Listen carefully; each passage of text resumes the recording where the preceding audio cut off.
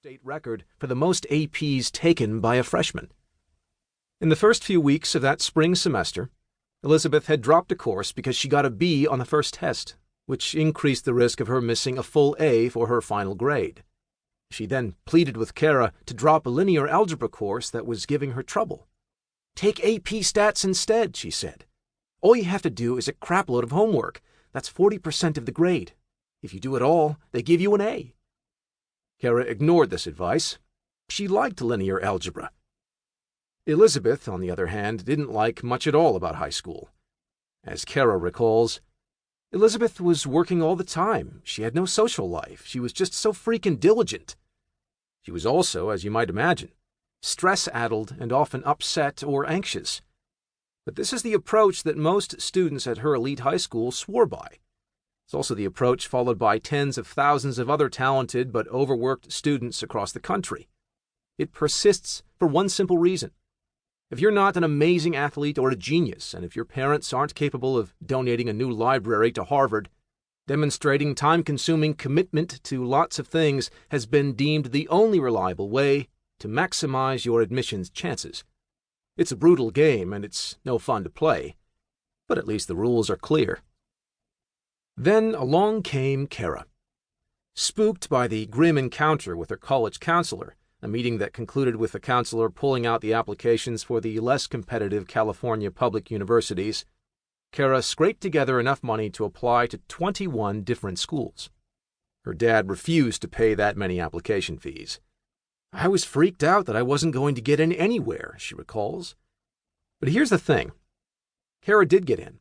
In fact, she got into 20 of the 21 schools she applied to, including MIT, Caltech, Columbia, Cornell, Berkeley, Johns Hopkins, and, of course, Stanford, proving, to the surprise of her counselor, that those schools do occasionally accept students with B's.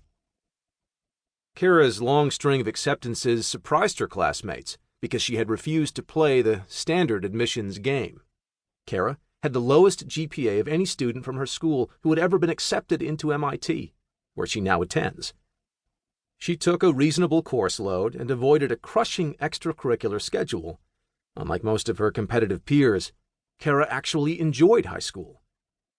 "I was perceived as the relaxed kid in my school," she told me with a sheepish grin.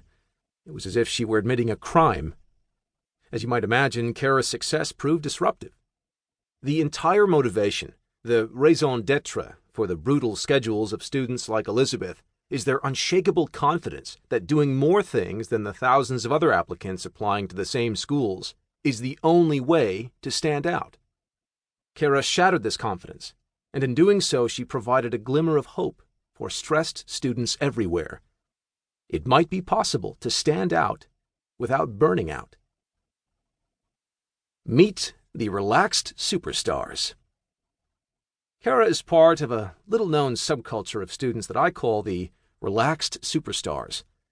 These are students who live relaxed and happy high school lives, yet still breeze into their reach schools.